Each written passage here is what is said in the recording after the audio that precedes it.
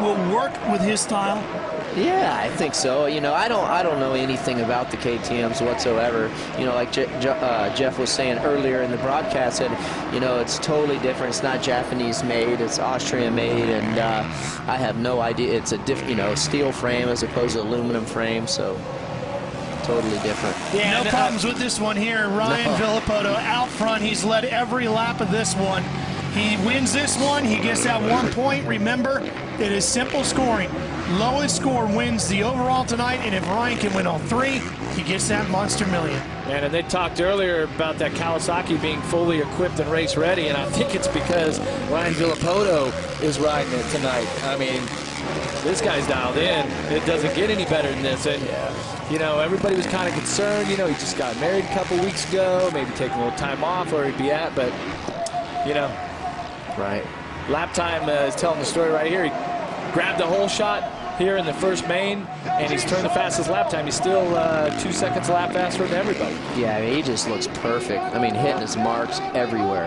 And remember, this is the first time they've run this new 2012 bike in Supercross form, and it looks pretty solid and should be giving a lot of people fits as we get ready to head to Anaheim to kick off the 2012 season of Monster Energy Supercross. You'll see that live here on Speed as well. Final lap to the checkered. He is a third of the way to the Monster Million. Villopoto wins main number one. Here we go, Townley and Dungey to the checkers.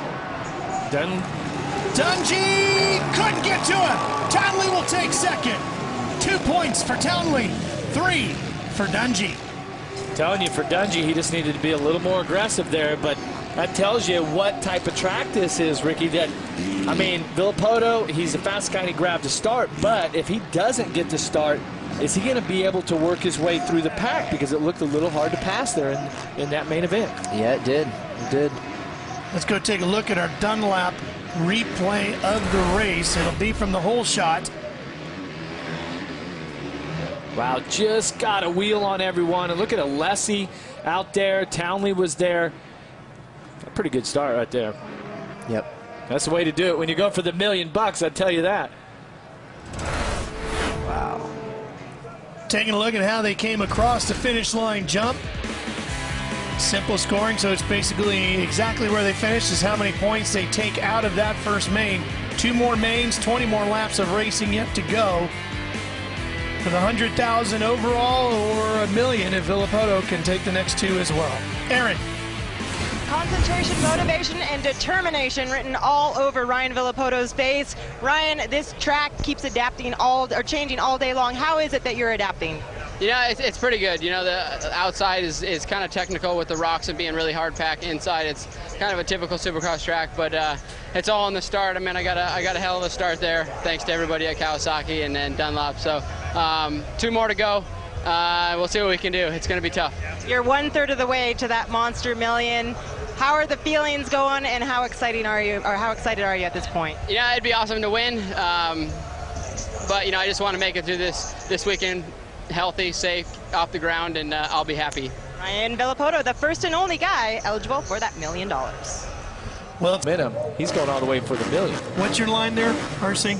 If you can't win it? If you can't win, wreck someone that can. Let's see what happens here. I love that. I'm just going to throw that out there. I got it from Hornet Abe, so I'm ripping it off of somebody, but... Yeah, but I like Dungey's starting position right here. Tomac is quick. You know, Metcalf has been quick, but those guys have got to do something. They've got to get to the first turn before Villopoto. You cannot let him ride his own race. No, and I mean, you can't let him even get close to the front. Yeah. I mean, he's firing on all cylinders. I do question how far outside he's starting right now. Yeah, but look at the gate. Look how deep those lines are, right? If you can get a good drive, I mean, see that line that Metcalf is in? That thing had a big hook to the right after it drops into that hole, Rick, and then it had that big kick. So staying straight all the way across the gate is going to be really difficult. There's a good look at what the riders see. There is Gemma Lee Farrell, Miss Monster Energy Cup. Congratulations to her. The Nuclear Cowboys hole shot is around the corner. Here we go. All right, this is it. So much pressure on Villopoto because he has to win. He has no choice here but to win if he wants to stay alive for that monster million. Getting ready to drop the gate.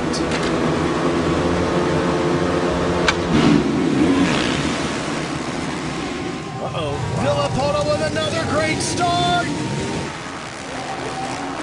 He's going to get that hole shot. Dungey's right there trying to get to the inside. Metcalf coming with him. Well, Dungey, let's see, he's got that wide line. He's got second clear now. He cannot allow Villopoto to just check out and start to gap them. Here we go. This is what we want to see right here. Yeah. This is going to be a big moment here to see just how comfortable Dungey is on this new KTM, and if he's got anything for the new champ. Wow, he's trying to quad that thing. Yeah, that's a pretty big leap right here. So I'm wondering just how much Dungey is going to hang it out right here. Yeah, is he really going to go for it? Did they make any changes to the bike? Yeah, I don't think if he does, he can catch him. I mean, look how far he's gapped him already. The last two Monster Energy Supercross champions running 1 and 2. 2010 and 2011 champions. Tell you what, I'm pretty impressed with what I'm seeing from Villopoto tonight. I mean, he almost looks like he's riding better tonight than he was at some of the Supercrosses earlier this year. Yeah, he's looking pretty fluid at this point. He's got to keep his head together, which, you know, Villopoto has always been such a great rider under pressure. And you got to think that million being on the line and all that, that's a very pressure situation. I mean, he is exceptional when it comes to that. He just has a way to just zone out, and focus on what he needs to, take all of the distractions and get rid of those. That's why he's such a spectacular athlete. Yeah, he doesn't seem like he lets too many things upset him, never has. You know, he just goes out there, does his deal, and rolls with it. Yeah, it doesn't seem like he rides on emotion, right? No. He keeps all of that in check and just stays very level-headed. He keeps his emotion and everything out of it. Not a boisterous guy in any way. Oh, Michael Alessi having his issues. Well, of course, this knocks him out of the million, but there's a $250,000 purse for this event, too. So you get on into 10th place there. There's still a lot of cash to be made, cash that he needs. Yeah. And with this type of finish, man, he's going to be way down in that purse breakdown. Wow, dude, this guy's checking out. Ricky, how much of an issue, we talked about it in our feature piece where they discussed the silly season. How much of an issue is it going to be for Villopoto with Mike Fisher not be the team manager when we get to Anaheim? No, I don't think it matters so much. I mean, I don't know Mike too well, but obviously right now it doesn't look like it has any effect. There are great people out there. I think that they will find to replace him, and life will go on. We did talk to the folks at Kawasaki about that at the Monster Energy Factory team. They are searching for that replacement for Mike Fisher. Expect to have an answer on what their plans are in the next couple of weeks. Here's Aaron. Mike Alessi shaking his head in disappointment. What a day it's been for you. A big crash during practice, and now right out of the gate, you're having a mechanical. Walk us through what happened out there, Mike. I don't know. Right as I came over the gate, just immediately the shifter was broke. You can see it right here.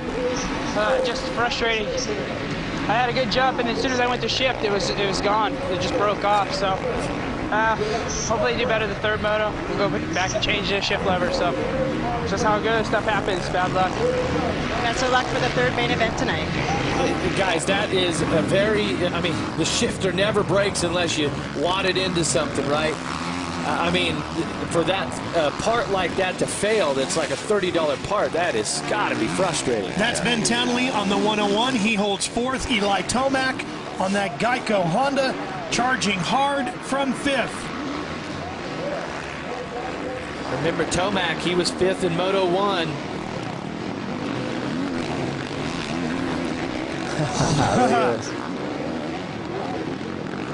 Adam Cianciarulo cheering on his heroes. That's cool. Look at Tomac, man. That's pretty cool. Tomac's here. There it is. Inside move on Townley. Wow. Nice pass. Watch this, though. A little retaliation coming up here. Trying to get there. Clean. Can't get it done. Tomac pulls away. Well, remember the race here that we had in that Supercross Lights finale, that West Coast finale. Tomac and Tickle, who were battling for that title just a few months ago, they were coming through the pack and it was, I mean, it was scrambled. These guys were all over the place. So Tomac got a lot of experience, at least here this year, with that type of riding, trying to block that inside. Ricky, one thing we haven't really talked about, you and Jeremy McGrath spent so much time designing this track. Are you happy with the way it's playing out? Yeah, I'm pretty happy with it. I mean, I'd like to see a little bit more side-by-side racing, but we went with a unique design, some bigger jumps and things like that. It could be a little bit better, but you live and learn, and you improve it for next time. Well, I'm not the only one that wants to ask you a question. We got a Twitter question for you, Goat. Do you think Villopoto's going to run away with it like you did when you were on top of your game? I don't know. Obviously, right now he is. There's no doubt about it, and he seems like, you know, he's just taking all this momentum that he's had all year and carrying it on, and it seems that he's going to walk away with it. Yes, it does at this point right now. Thanks to Sean J185 for the tweet. But you never know. It's all in that start, too, you know.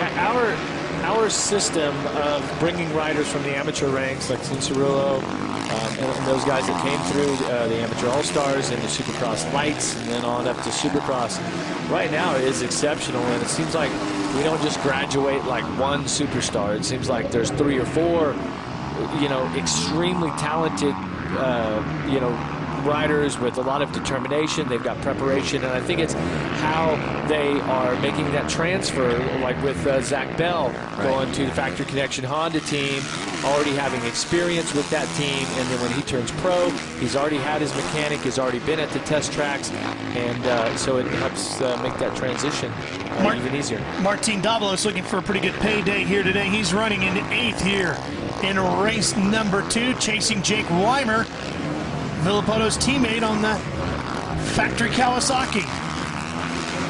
Pretty solid ride here for Davalos inside the top 10.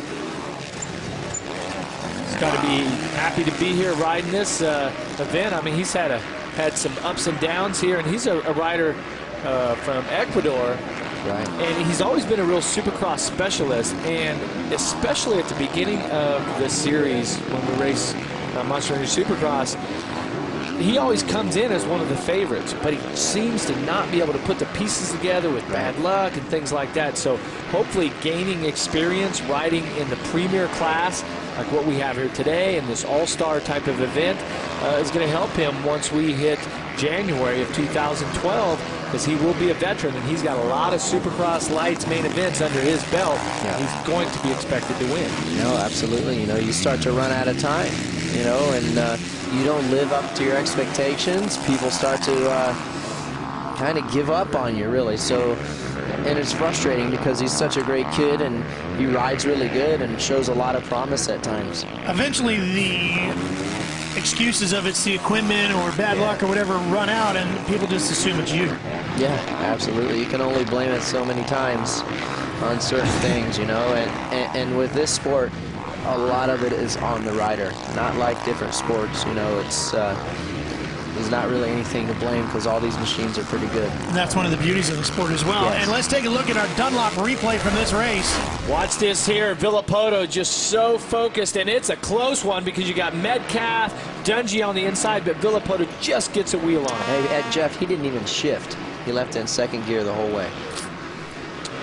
Maybe that's the thing. Everyone else is shifting up, and he's just leaving it in second. Hey, these 450s, they will run and run. Yes. On them RPMs. Ain't like in our old two-stroke days. And no. That thing signs off and starts to over.